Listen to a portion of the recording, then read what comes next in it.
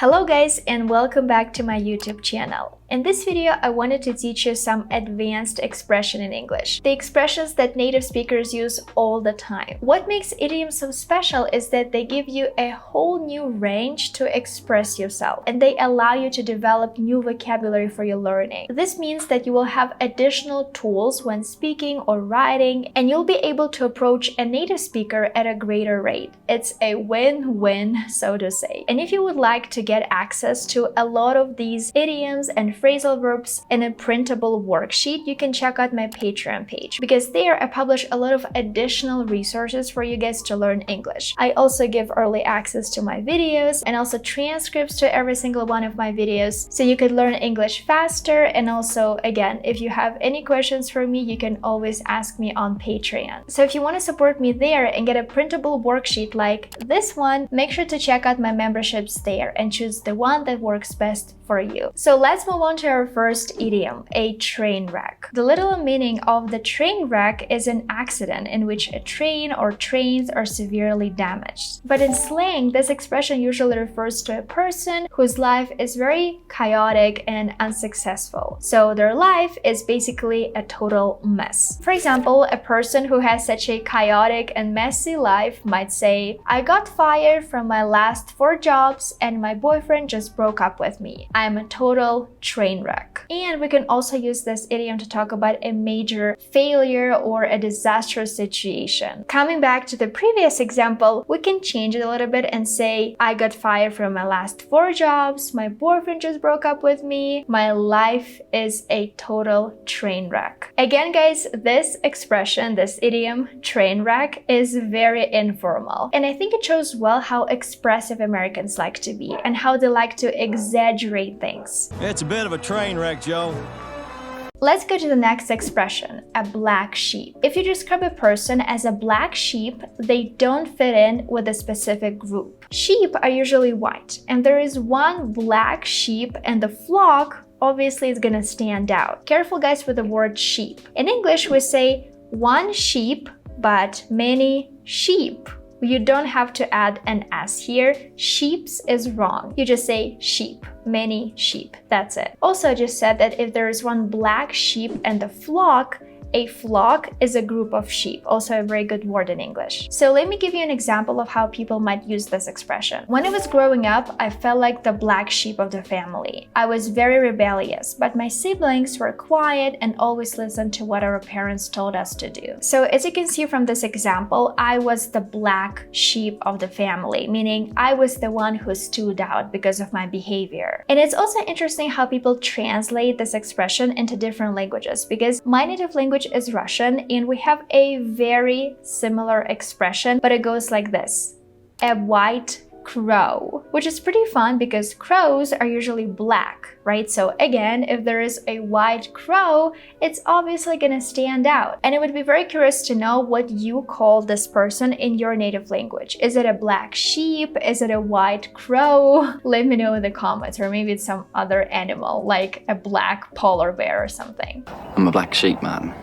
The next expression is cold feet. If you have cold feet, it means that you're nervous or anxious about doing something. For example, I wanted to try skydiving when I was on vacation last week, but I have a huge fear of heights and got cold feet at the last moment. So let's look at this expression again. This person got cold feet, meaning they got very scared, very anxious about skydiving, and so they decided not to skydive, even though they've planned it, but at the last moment, they got cold feet. They got too nervous, too scared, and they decided to cancel. And a funny story here is that native speakers very often use this expression when they talk about marriages. If you Google cold feet marriage, you'll find so many interesting articles that give advice on what to do if you have cold feet before your wedding. This is pretty interesting to me, and this is exactly how I like learning a foreign language, by using real life examples. And as you can see, guys, there are so many websites that give you advice on what to do if you get cold feet. And I think this is also the best way to actually memorize this expression. If you're interested in this,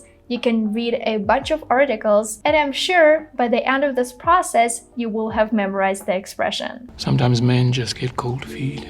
Idiom number 4 is collect dust. If something is collecting dust, it means that it's not being used anymore. This expression is pretty easy to memorize because imagine there is a book on the table and we don't use it for a very long time. So it's just sitting there unused and untouched. And it's no surprise that it's gonna get covered in dust. So it's gonna collect dust. And this is where this expression comes from. And this is also how you can use this idiom in conversations. This book has been collecting dust on the table for many months. You never even open it. So again, this book has been collecting dust or has been unused for many months. You never even open it. And if we think about things that people use or don't use, a really fun word comes to mind in English: hoarders. So hoarders are people who like to collect a lot of random things, and it's very hard for them to throw them away. I personally hate clutter, and it's very easy for me to part with things. But again, guys, I want you to know this great word in English: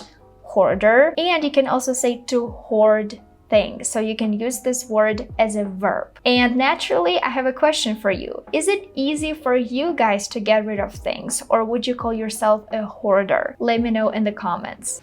It's just collecting dust. Expression number 5 is to move some things around. This is an amazing expression to use at the workplace or when consulting with your calendar. If I move some things around, it means I make some adjustments to my schedule so that I could meet with some person at a better time or at a time that works best for them. I think to understand the expression a little bit better, you really need to look at the example. Let me see if I can move some things around in my schedule so that I can come to your birthday party next week. As you can see, a person wants to move some things around because they want to attend a birthday party. And by using this expression, they mean that they're going to change their schedule a little bit. The idiom comes from the physical action of moving your tasks around in your calendar. For example, if you have Google Calendar, you can just with a click of a mouse, you can move your tasks around and rearrange your calendar. So again, guys, this is a very useful expression to use in the workplace to impress your colleagues and your boss. So make sure to use it as much as you can. Now excuse the delay while we move things around and change our costumes.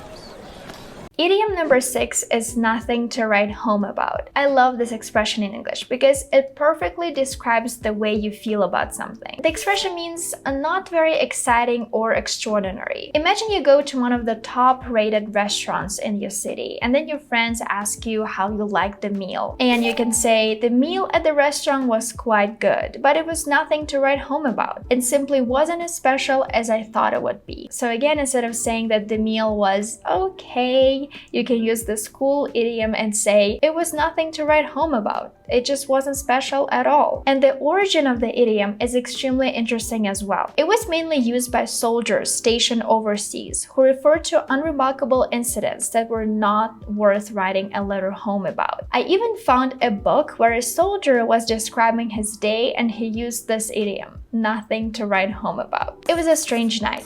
And I don't think I'll ever forget it, though there is really nothing to tell, nothing to write home about, as the men say. So yeah, guys, as you can see, this idiom has a very interesting origin and is very often used when a person wants to say that something was not exciting, was not special at all, and didn't really cause any great emotions within them. Nothing too serious and nothing to write home about, really. The next expression is sell like hotcakes. It's a very fun idiom with a very interesting story. If something sells like hotcakes, it means that it sells very quickly. For example, the copies of his new book sold like hotcakes. They sold out the very first week. So the book was extremely popular, and that's why it sold out so fast. It sold like hotcakes. A hotcake is in fact what we know today as a pancake. The phrase refers to a cornmeal-based pancake, which was a hot item, since the hot in the name, especially when made and handed out after church on Sundays. The belief is that the pancakes were considered hot because they would sell out faster than they were made. And so that's why we have this expression nowadays, sell like hotcakes. And as you guys know, I'm currently living in Mexico City, and hotcakes are very popular here. It's a very popular street food. There are a lot of vendor stands selling hotcakes everywhere, and one day I need to find a vegan vegan version to give it a try because I'm vegan. And actually hotcakes here really remind me of something we have back in Russia. We also have like a very traditional little pancake we make. So yeah, one day I'll give it a try for sure. The icon irony is that much in the way hotcakes no longer sell like hotcakes. If something is up in the air, it means that it's not decided for certain yet. For example, our plans for the vacation this year are pretty much up in the air. There are so many options and we just can't decide among them. So here, as you can see, their plans are up in the air, meaning that they haven't really decided yet. And for those who like watching movies and TV shows, there is an American comedy called Up in the Air with George Clooney and Anna Kendrick. And there are also a really famous song by 30 Seconds to Mars called Up in the Air. And if you watched my previous video about learning English with songs, make sure to check it out if you haven't. But if you have, again guys, learning English with songs is amazing, especially when in the name of the song we have a really useful idiom. Things are a little bit up in the air. Expression number 9 is you get what you pay for, and it's very often used when we talk about something that is low quality because it's cheap. For example, I know you're frustrated about the stitches coming loose on your new top, but you get what you pay for. It was very cheap. In this example sentence, you can also learn the word stitches. Here is a picture for you to understand what this word refers to. And if you buy something cheap, the quality of the stitches is usually very poor and they come loose very fast. Come loose means to become open or undone. And in this example, it means that the stitches don't hold well together and they start looking like this. So they become loose. And of course, guys, I understand that you can't always rely on the price to actually tell if the product is good or not, but we still do have this expression in English and people use it pretty often. If you buy something cheap and it turns out low quality, you can always say, you get what you pay for. What it is? You get what you pay for. And the last expression I want to teach you guys is very useful if you want to go to a restaurant with your English-speaking friends or colleagues. If you offer to pick up the tab, you pay for the meal and drinks that other people have ordered. It's a very nice gesture and people often decide to pick up the tab as a gift or a mere courtesy. Let's look at this example together.